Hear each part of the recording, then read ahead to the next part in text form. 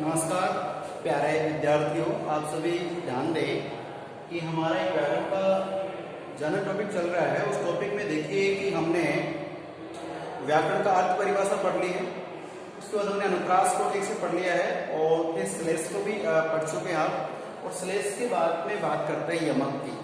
ठीक है, तो श्लेष का अर्थ चिपकने से था, या यमक को पढ़ना हमारे को, और श्लेष को अपने दो भागों बांट के पढ़ लिया था। उसी प्रकार से हम यहाँ पे देखो आज यमक को पढ़ने वाले हैं। देखिए यमक की बात करें तो श्लेष में क्या था कि शब्द एक ही होगा और वो बार बार आकर के क्या है कि उसका अर्थ अलग अलग संदर्भ में अर्थ देगा।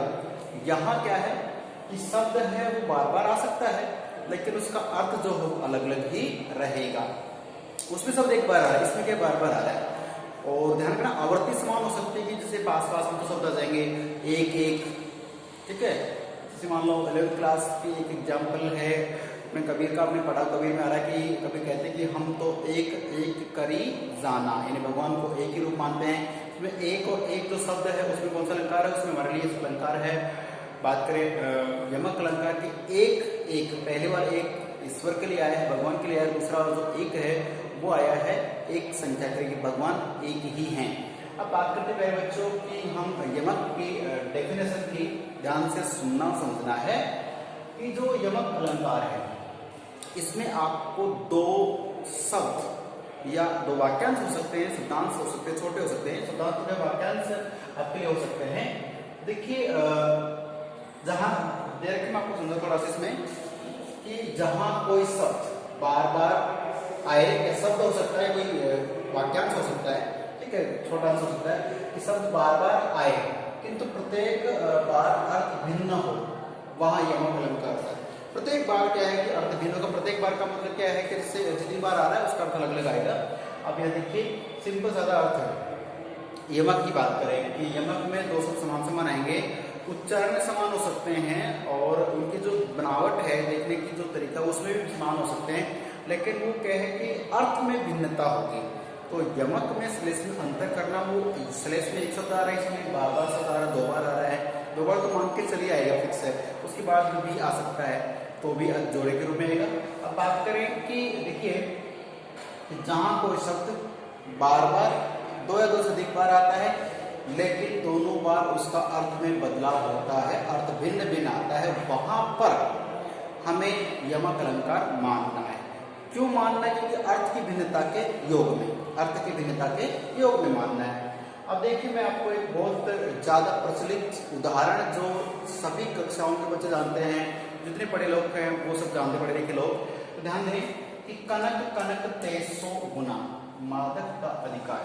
ठीक है, बड़े प्यार से पढ़ना है, सुनना देखना इसको कि कनक कनक ते 100 गुना या 100 गुनी भी लिखा होता है, वो छंद के हिसाब से होता रहता है, गुना मादक का अधिकार। और वह पाए गोराए जग, वह खाए गोराए। अब देखने वाली बात यह है कि मैं आपको पढ़ा चुका हूँ, समझा चुका हूँ कि जो अलंकार हमारे वो क्या है कि व्यंजन की आवर्ती पे डिपेंड करते हैं। उसमें स्वर की आवर्ती का कोई ध्यान नहीं रखा जाता, उसमें आ की ध्वनि ई की ध्वनि नहीं, लेकिन व्यंजन क्लियर होना चाहिए। देखिए यहाँ पे कनक, हालांकि वर्ण बात करते हैं अनुप्रास में जाता है, लेकिन पूरा शब्द है कनक और कनक, दोनों जो शब्द हैं वो दिखने में और उच्चारण में एक जैसे हैं, जैसे कनक और कनक, लेकिन तो कनक कनक पे 100 गुना। अब देखिए दोनों का अर्थ करेंगे, अर्थ अलग आया तब तो यमक है, और अगर अर्थ एक ही आ जाए तो ये लाटन प्रश्न हो जाता है ना। बात करते हैं, खैर छोड़िए, बात करें इसकी कि कनक नाम होता है सोना, जो एक सोना गोल्ड जो धातु होती है उसको हम सोना जो है कनक नाम जानते हैं। दूसरा कनक होता है धतूरा, एक पौधा होता है धतूरे का जो प्रकृति में कहीं भी मिल जाता है हमारे को, तो धतूरा जो है उसका नाम भी क्या है, कनक है। तो कनक और कनक क्या हो गए, दोनों उच्चारण में समान है, अर्थ की दृष्टि से देखें तो दोनों का अर्थ अलग अलग है। तो जब उच्चारण में समान हो, शब्द समान हो और उच्चारण में अलग हो तो वहां यमक होगा, इस बात को ध्यान से समझ लेना। बात करें कि कनक कनक के 100 गुना, इसका ट्रांसलेशन हालांकि चीज तो क्लियर हो गई, लेकिन फिर भी जब ये दोहा जो हमारे है तो पढ़ लेते हैं। तो कनक कनक के 100 गुनी मादक का अधिकार, मादकता का मतलब होता है ना, चमक से लेते हैं, नशे से लेते हैं, जबकि लेकिन गुना 100 गुना, कनक नाम सोने का है और कनक नाम धतूरे का भी है। उनकी 100 गुना बहुत अधिक मात्रा में, मादकता यानी जो नशा है, मादक पदार्थ अधिक है, बहुत अधिक है। कि कनक दोनों है, दोनों की जो नशा है, नशा प्रवृत्ति की जो क्रिया है वो बहुत अधिक है, 100 गुना अधिक है। देखिए कनक तो वह पाए बोरा है, ये कनक के लिए सोना अगर हमें मिल जाता है, प्राप्त हो जाता है, तो हम क्या कहते हैं, वह पाए बोरा है। सोने को पा लेने से, प्राप्त करने से हम क्या बोरा यानी पगलाए जाते हैं, नशा हो जाता है। नशे में जो इंसान होता है बेहोशी की हालत में रहता है, उसे कुछ होश नहीं रहता है, तो नशा हो जाता है किसका, सोने का। मतलब सोना मिलने का घमंड आ जाता है, नशा हो जाता है, हम सही गलत अच्छे बुरे का पता नहीं कर पाते हैं, छोटे बड़े का मान सम्मान का हमें आभास नहीं रहता है, एहसास नहीं रहता है। तो कहने में कि सोना प्राप्त कर लेने से जग यानी जो जग के लोग हैं वो बोराए जाते हैं, पगलाए से जाते हैं, वह खाए बोराए। और दूसरा जो कनक का धतूरा है, इसको अगर हम खा लेते हैं, पी लेते हैं तंबाकू के रूप में, मान लीजिए वैसे सूंघ लिया, खा लिया, तो भी क्या होगा, नशा हो जाएगा। दोनों स्थिति में व्यक्ति की बोरा यानी पागल जैसी स्थिति हो जाती है। तो ये तो खैर अर्थ था दोहे का, लेकिन अपने को समझना है कि कनक और कनक, ठीक है, दोनों का अर्थ अलग अलग आ रहा है, इस बात को ध्यान रखना है। ठीक है, चलिए अब बात करें कि जो हमारा यमक अलंकार है, इसके कोई प्रकार भेद भी होते हैं क्या। हालांकि इतना डीपली आपको नहीं जाना, मैं फिर कह रहा हूँ, आपका काम यहाँ समाप्त हो चुका है, लेकिन आपको लगता है कि वे अलंकार पढ़ ही रहे हैं, तो फिर इसका पूरा ज्ञान होना भी चाहिए। सिर्फ भेद आपको ध्यान रखना है, वही श्लेष की तरह है, अभंग यमक और सभंग यमक। बात करें यमक तो होगा, लेकिन अभंग है या सबंग है। अब एक चीज देखने वाली यह है कि इसमें क्या होता है कि आवर्ती जो है वो होती है इसमें अभंग में। अभंग में तो आवर्ती की पहला जो उदाहरण अभंग का ही है, इसमें डेफिनेशन नहीं दिया, तो उदाहरण समझा देता हूँ, क्योंकि अगर डेफिनेशन देते तो आप कंफ्यूज हो जाते हैं। मतलब ये कि अभंग जिसको तोड़ नहीं सकते, मैं सीधा मान ये वाला था, ये सीधा अभंग का ही उदाहरण है। मतलब बिना इसको तोड़े, बिना इसको भंग किए अगर हमें शब्द का अर्थ मालूम होता है, कुछ निकल के आता है, तो वो यमक में जा रहा है। देखिए कि अभंग यमक, इसका मतलब ये है कि इसी शब्द को, दो शब्द आ गए, उनको बिना तोड़े उनका अर्थ है वो अलग अलग आ रहा है, तो फिर वहां पे अभंग अलंकार है। कैसे अभंग यमक अलंकार है। देखिए समझ को मैं पहला उदाहरण बता रहा हूँ कि पहला जो उदाहरण है वो अभंग का है। इसके सामने लिखा भी है कि पहला उदाहरण कौन सा है, अभंग का। जैसे देखिए कि 3 बेर खाती थी, 3 बेर खाती थी, वे 3 बेर खाती हैं, नगन चढ़ाती थी, वे नगन चढ़ाती हैं। ये एक बदलती स्थिति का मुआयना किया गया है। मान लीजिए एक छोटे से एग्जाम्पल से हम समझते हैं कि कोई राजा महाराज की बेटी है या किसी भी व्यक्ति की बेटी है, अपने पिता के घर है या घर कोई भी हो सकता है, लेकिन एक वक्त था कि उस वक्त उनके ठाट बाट अच्छे थे, रुपये पैसा धन दौलत मान सम्मान सब भगवान के दया से अच्छा था। उस समय क्या होता था कि 3 बेर खाती थी। 3 का मतलब अंकों के 3 और बेर का मतलब समय, क्या ले रहे, समय, टाइम। खाती थी मतलब खाना, अर्थात एक वक्त था जब कोई महिला है, कोई सुंदरी है कि खुशियां भी थी और सब कुछ साधन संपन्न भी थे, तो 3 टाइम भोजन करती थी, 3 समय खाना खाती, 3 बेर खाती थी। बेर का मतलब समय से 3 टाइम खाना खाती थी, 3 टाइम भोजन करती थी, क्योंकि सब कुछ अच्छा था, माहौल अच्छा था, समय अच्छा था। बात करें कि समय आप जानते हो रुकता नहीं, ठहरता नहीं, बदलता रहता है। जैसे समय बदला तो क्या हुआ कि वे 3 बेर खाती हैं। कि जो महिला पहले अपने आप जैसे मानो कैसे भी रह सकते हैं कि भाई जो वाली लड़की अपने पिता के घर कैसा कुछ कर सकती है, लेकिन ससुराल में थोड़ा सा कंट्रोल रहना पड़ता है। कि यूँ कहे कि पहले बहुत अमीर थे तो सब कुछ अपने हाथ में था, अब थोड़ी स्थिति से गरीब हो गए हैं तो कुछ कंट्रोल करना पड़ता है, कैसे भी समझ सकते हैं। लेकिन एक वक्त की बात आई कि वक्त ऐसा था कि 3 टाइम भी भोजन कर लिया करते थे, और वक्त की मार देखे कि अब क्या हो रहा है कि 3 बेर खाती हैं। यहाँ बेर का देखो, बेर बेर हमें समझना कि अलंकार यमक कैसे होता है, ये भी बेर ये भी बेर, ठीक है। चलो संख्या ये समान है, कोई दिक्कत नहीं, लेकिन बेर की बात कर रहे हैं तो बेर का मतलब है कि यहाँ बेर का समय कि 3 टाइम खाना, और यहाँ बेर का मतलब जो बेर होते हैं जो हम खाते हैं बेर, या कुछ जयपुर के लोग बोर बोलते हैं, कुछ लोग बोलते हैं कि शुद्ध मात्रा बेर ही होता है। तो जो बेर या बोर जो खाने के हमारे ग्रीन कलर के, येलो कलर के या जो कहे रेड कलर के जो बेर होते हैं उनकी बात करते हैं। तो देखिए एक वक्त इतना अच्छा था कि 3 समय खाना खाते, अब वक्त इतना बुरा आ गया है कि वो केवल पूरे दिन में 3 बेर ही खाकर जीवन यापन कर रहे हैं, इतने कम उनके पास संसाधन है, अर्थात है ही नहीं, मतलब कुछ खाने पीने को है ही नहीं, तो क्या बचा 3 बेर हैं उनको, जैसे सुबह खाए दोपहर में कैसे खा के 3 चाहे 1 टाइम खाए चाहे 3 टाइम खाए, लेकिन उनको 3 बेर खाकर ही जीवन यापन करना पड़ रहा है। ये भी गरीब या खस्ता हालत की निशानी है।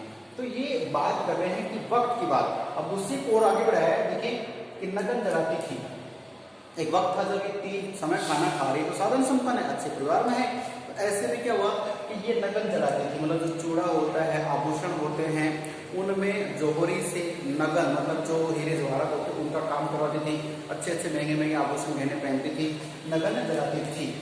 और अब वे नगन जलाती हैं, मतलब अब वो ऐसे हैं कि वो दूसरों के यहाँ काम कर रही हैं, नगन जड़ने का, नगन नगीने लगाने का काम कर रही हैं। तो कहने का मतलब है सीधा सा कि यहाँ देखिए कि वक्त के हिसाब से, लेकिन ये तो कर दोहे का भावार्थ अर्थ है और ये सच्चाई भी है, ऐसा हो भी सकता है, लेकिन हमें समझना है कि बेर और बेर का यहाँ पे अर्थ अलग अलग हमारे को लेना था, ये चीज बात करते हैं। चलिए अब बात करते हैं कि मचलते चलते हैं तुम वृथा, ये है लिखा हुआ प्यारे ध्यान रखना। अब छोटी बात ये है कि जो देखिए हम देख रहे हैं इसको कि जो यवक अलंकार है उसमें 2 भेद है, एक ऐभंग है एक सैभंग है। तो ऐभंग का मतलब है कि बिना उसके टुकड़े किए हम उस बात को क्या करते हैं, भाई शब्द 2 होंगे, 2 से अधिक हो सकते हैं, लेकिन दोनों का अलग अलग आएगा। तो हमने देखिए ये 2 शब्द थे, तो इसका अलग अलग हमने अर्थ निकाल दिया है, तो ये ऐभंग हो गया, लिखा भी ऐभंग अलंकार, ऐभंग यमक अलंकार। लेकिन बात करें दूसरे की, तो यहाँ आप देख सकते हैं कि मचलते चलते, इसमें क्या होता है कि जो इसमें तो पूरे वाक्य क्या होती हो रही है, ठीक है, लेकिन इसमें क्या होता है कि जो एक शब्द है उस शब्द का शेष भाग आपको आगे मिलेगा। देखिए मचलते चलते हो तुम वृथा, ये अलग है, उदाहरण ये अलग है। तो मचलते का मतलब मन में अपन खुश होकर के या जिज्ञासु बन करके मचलते हुए किसी रिजल्ट लेने के लिए स्कूल जा रहे हो या कोई और काम के लिए, जैसे बैंक से पैसे लेने के जा रहे हो, आपको ऑर्डर है कि आपको इतने पैसे मिलने वाला, उस समय एक जिज्ञासा होती है। तो मचलने का मतलब खुशहाल होने का है। तो मचलते चलते हो तुम वृथा, कि तुम मचलते रहते हो और मचलते हुए चलना, तो यहाँ पे मचलते और चलते दोनों का जो अर्थ देखिए, मचलते यानी मन में प्रफुल्लित तो होना और चलते का मतलब चलने से लेना है। अच्छा उसका अर्थ तो मचलते चलते ही लग रहा है, लेकिन क्या है कि दोनों का अर्थ भिन्न है। लेकिन क्या है कि यहाँ भिन्न अर्थ लगने के लिए इसमें से हमने मैं हटा दिया, तो शब्दों को क्या करना, क्या कर दिया हमने सैभंग, आप सुन रहे ना, ये सैभंग शब्दों को तोड़ना, इससे मचलते शब्द से मैं को अलग करते हैं, चलते बचाते, जब शब्दों को तोड़ के फिर अपने निकाले तो वो सैभंग होता है। फिर चाहे उसलेस हो यमक हो, तो यहाँ पे क्या है कि यहाँ होगा हमारे लिए सैभंग यमक अलंकार। और दूसरा है कुमोदनी मानस मोदिनी कहीं, या कुमोदनी शब्द है, सुंदर कुछ की बात कर रहे हैं, तो कुमोदनी मानस और फिर कुमोदनी की क्या करते हैं इन्होंने, देखिए मोदिनी, केवल ये मोदिनी शब्द को ले लिया और जो एक उपसर्ग के रूप में उसको हटा दिया है, तो शब्दों को तोड़ दिया ना, तब जाकर अर्थ निकलता है। अर्थ करने की आवश्यकता नहीं, आपको समझना है कि कुमोदनी में से क्या क्या मोदिनी हटा दिया, लेकिन कहीं ना कहीं बहस तो कर रहे हैं और दोनों का अर्थ भी अलग अलग हो गए, कुमोदनी अलग और मोदिनी अलग है। इस स्थिति में हम समझ सकते हैं कि जब किसी शब्दों में यमक में क्या होता है कि शब्दों को तोड़ के उसका अर्थ करें तो वो सैभंग यमक अलंकार होता है। और कई बार शब्दों को तोड़ना जोड़ने जरूरत नहीं, जैसा है वैसा है, लेकिन अलग अलग अर्थ आ रहा है, चाहे वो फिर ये एग्जाम्पल हो फिर ये एग्जाम्पल हो, ये आपका ऐभंग यमक अलंकार है। ठीक है, ये ध्यान रखना है। तो प्यारे छात्रों यमक को ठीक से पढ़ लेना, जैसे एग्जाम्पल है, एग्जाम्पल और भी आपको मिलेंगे और भी आपको लिखवा देंगे, लेकिन यहाँ पर इसकी डेफिनेशन और एक दो एग्जाम्पल देखिए समझाने की बात है। तो फिर आपको जैसे एग्जाम्पल जब भी और नोट्स होंगे उसमें आपको बताया जाएगा, तो आप इस क्लास को ठीक से पढ़ना समझना है। और आप जानते हो कि चीजें बार-बार पढ़नी पड़ती हैं, अगर आप इसे ऐसे पढ़ छोड़े तो याद नहीं होती। ठीक है, तो फिर मिलते हैं अगली क्लास में, तब तक के लिए इसको देखें समझे सुने। ठीक है, नमस्कार, धन्यवाद।